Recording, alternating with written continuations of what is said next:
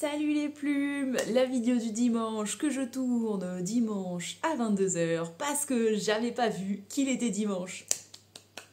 La vie de maman, c'est génial. On va pas les jours passer. Bref, déjà, on va parler de sexualité, tu as dû le voir dans le titre. Ceux qui ont envie d'avoir des nouvelles un peu plus régulières et qui sont sur TikTok, rejoignez-moi, la vie de Caroline. Voilà, Caroline avec un K. Pour ceux qui n'étaient pas là au tout début de ma chaîne, Karolane. Basta. Bref. Sinon, alors, la sexualité. Avant tout, on n'oublie pas, mon cas n'est pas une généralité. Je vais parler de mon cas, je vais parler de moi. Donc, tout le monde ne fonctionne pas comme moi. On ne l'oublie pas. Là, c'est vraiment personnel. Comme d'habitude, de toute façon, on n'a pas tellement de problèmes à parler de sexualité ici, hein, voilà.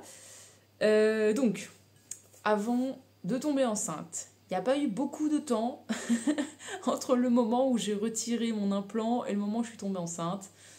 Pour ceux qui n'ont pas suivi, je suis quelqu'un d'hyper fertile. Vraiment, j'arrête la contraception. Ça prend, point. Si les spermatozoïdes en face sont corrects, se débrouillent très bien, et bah voilà, il suffit d'une ovulation. C'est ce qui s'est passé, en gros. Donc du coup, l'après-implant, j'ai pas eu trop le temps de l'expérimenter, mais c'est clair que ça t'inhibe complètement ta libido. Après, je reste quelqu'un qui, on va dire, je suis pas dans les meufs qui ont très peu de libido. Pas dans les meufs qui sont non plus nymphomanes, hein. Je suis dans une meuf, enfin je pense être une meuf avec une libido correcte, voilà, sous hormones, encore une fois, sous hormones contraceptives. Donc sans contraception, par contre la libido, elle était au taquet, clairement au taquet. Voilà, la grossesse, le premier trimestre, est-ce qu'on va parler en trimestre ? Au niveau de la grossesse, le premier trimestre, j'étais on fire, ton corps il est toujours plus ou moins normal, tu n'as pas pris trop de kilos en général. Juste bon, bah, j'avais la nausée du matin au soir, donc on va dire que c'était un peu chiant, mais ça ne m'empêchait pas pour autant d'avoir envie et de faire. Voilà, premier trimestre, rien d'exceptionnel. Le deuxième trimestre, la libido qui commençait à être de plus en plus présente, malgré le fait que là, concrètement, tu commences à prendre du poids, j'étais pas très à l'aise dans mon corps, ça commence à te saouler, dans le sens où bah, y a pas mal de positions d'un coup que tu commences à dire ouais mais là non, là ça je peux plus, là ça commence à être compliqué, là j'aime pas trop, donc voilà, là tu commences à avoir plein de positions, de trucs qui gênent en termes de physique. Niveau libido, ça allait toujours. Un autre truc que j'ai trouvé gênant, il faut que je me souvienne parce que j'y ai pensé là en parlant, mais ça m'a échappé déjà. Qu'est-ce que j'ai trouvé gênant ? Allez, le cerveau, s'il te plaît. Bon, bah je sais plus. Il y avait un autre truc qui m'a saoulée un petit peu. Ça reviendra, je pense, j'espère. Bon, le troisième trimestre, sinon. Le troisième trimestre, là, par contre, la libido, plus.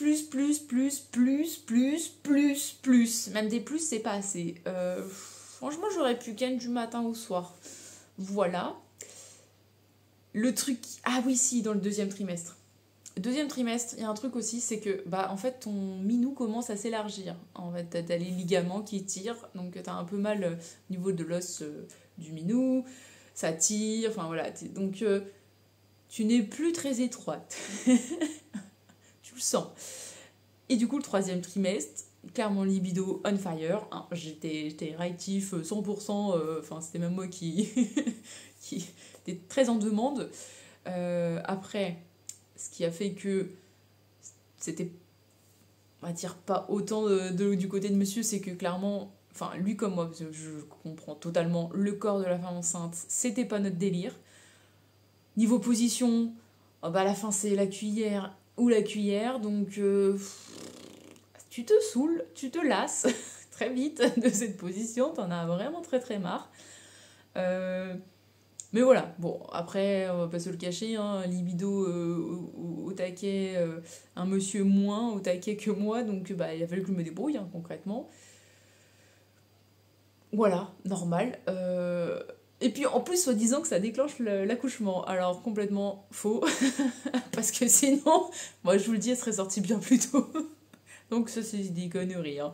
Juste, on va dire, ça peut faire plaisir au monsieur si lui, il est en manque et que madame, elle a vraiment pas envie, ce que je peux vraiment comprendre que t'aies pas envie à ce moment-là, parce que franchement, t'as mal partout, ton corps, c'est une horreur. Enfin voilà, vraiment, enfin, physiquement, je comprends que tu n'en aies pas envie. Moi, clairement, c'est clairement la libido, là, les hormones qui faisaient que je pétais un plomb. Mais même niveau masturbation, les positions, c'est pas simple, hein, c'est pas simple. Surtout que, enfin, je sais pas si du coup vous avez pu voir des photos sur Instagram, mais j'avais pris 16 kilos et c'était pas 16 kilos généralisés. Enfin, j'avais peut-être un peu pris plus de joues, mais et encore, vraiment, j'ai pris les 16 kilos dans le bide. Vraiment, dans le bide. Donc, c'était infernal. Vraiment infernal. Ensuite, alors forcément, accouchement, déchirure, bonne déchirure. J'ai cicatrisé très très vite. Genre vraiment en une semaine, la sage-femme a regardé mes points au bout d'une semaine d'accouchement. Elle m'a dit, mais vous avez déjà cicatrisé, il y a encore les fils, mais les fils ils sont là en décoration, ils ne servent à rien. Je suis en mode, bon bah, tant mieux, je vais aller ouvrir au chat, j'arrive. Je sais pas si je vous avais montré ma jolie tasse que mon chéri m'a offert pendant nos vacances. On est parti en vacances. C'était cool. Bref. Donc je disais... Ah oui, déchirure. J'ai très vite cicatrisé. C'est clairement l'accouchement, malgré la déchirure, malgré tout ça. Le lendemain, j'avais envie. Voilà. Encore une fois, mon cas n'est pas une généralité. Et même très en dessous de la généralité, je suis même dans les cas assez rares. Apparemment, d'après beaucoup de femmes, je suis un peu une cinglée. Voilà, voilà. Donc, ne prenez pas argent comptant de mon expérience. Ça ne sera peut-être pas la même pour beaucoup de femmes. Donc voilà, donc moi dès le lendemain j'étais au taquet, sauf que mon corps pas du tout. Malgré la cicatrisation très rapide, on aurait pu reprendre si madame n'était pas hyper fertile et du coup il fallait absolument attendre que je repasse sous contraception. Et la seule contraception en laquelle, je sais pas si ça se dit, en laquelle j'ai confiance, ça fait bizarre, mais ça se dit sûrement. Problème de dyslexie ça. Bon bref, la seule contraception en laquelle j'ai confiance, ouais non c'est bizarre, vous me direz si ça se dit ce que je raconte, c'est l'implant, parce que c'est plus efficace que la ligature des trompes. Pourquoi je ne ferais pas de ligature des trompes? C'est parce que du coup je ne suis pas garantie de ne pas tomber enceinte à cause de mon hyperfertilité. Bref, donc du coup là, il a fallu attendre 3 semaines pour remettre l'implant, déjà, suite à ça. Sinon sous pilule j'aurais pu reprendre tout de suite. Après, quand on te met l'implant, pareil, on te dit quand même, par sécurité, à attendre 3 semaines que ça fasse effet. Donc, tu arrives à 1 mois et demi, enfin 6 semaines au total, quoi. Et puis, bah, en fait, au bout de 6 semaines, j'ai eu une petite infection. Enfin, quand on m'a mis mon implant, en fait, elle a regardé aussi les points et tout ça. Et j'ai eu une petite infection bactérienne au niveau des muqueuses. Du coup, bah, en fait, dans tous les cas, on ne pouvait pas faire de sexe pendant le premier mois et demi sans... Enfin, voilà. C'était contre-indiqué. Même les 2 premiers mois, je crois. Enfin, bref, du coup, au bout des deux mois, on a retenté. Mais clairement, mon corps... La cicatrisation me faisait hyper mal. Enfin, ça tirait dans tous les sens, clairement, c'était horrible. Donc, du coup, de ça, j'en ai parlé avec la sage-femme. Donc, on s'est débrouillé autrement que par pénétration, concrètement. La sage-femme m'a dit de masser tous les jours pendant 10 minutes à cet endroit-là pour essayer en gros d'assouplir les points de cicatrisation qui étaient au nombre de 15 à peu près. Donc il y en avait pas mal. Intérieur, extérieur. En fait, en gros, c'est sur 3 couches. Tu vois, as les grandes lèvres, les petites lèvres et l'intérieur. Donc il y avait 5 points à chaque fois, en gros, pour vous faire un dessin. Soit disant, c'est une petite, hein. Petite déchirure. Moi, je suis en mode oui. Oui, c'est ça, ouais. Suite à cette déchirure, par contre, j'ai encore un trauma. Parce que là, je sais pas si vous êtes bon dans les calculs, mais la petite va avoir bientôt 7 mois. Niveau du trauma, c'est au niveau des mains. Genre, en fait, le fait de m'être fait recoudre, concrètement. En fait, j'ai passé 2 nuits blanches. J'ai passé 46 heures à accoucher. À la sortir, j'ai eu beaucoup de mal, ça a été horrible. Je crois que oui, je vous ai fait une vidéo, je crois. Je vous ai fait une vidéo de mon accouchement. Bref, ça a été un enfer pour moi. Et sortir placenta et ensuite se faire recoudre. En fait, au moment de me faire recoudre, j'en avais marre qu'on me tripote à cet endroit-là. J'avais mal. Moi, la péridurale, je l'ai sentie très vite fait au début, mais elle n'a pas fait effet assez longtemps. D'où le fait que j'ai vraiment tout ressenti. Que je pouvais bouger les jambes, enfin bref. Et du coup, ouais, c'était... Je pense que ce moment où je me suis fait recoudre, pour moi, était limite aussi désagréable que l'accouchement lui-même. Voilà. Et vraiment, à l'heure actuelle, j'ai encore du mal. Genre, dès qu'il met ses doigts trop près de mon vagin, je suis en mode... What. J'ai mon cerveau qui se met en alerte, en mode... Ouais, il va se passer un truc de ouf. Alors que non, il va rien se passer de ouf du tout. Mais voilà, j'ai un gros blocage avec les mains.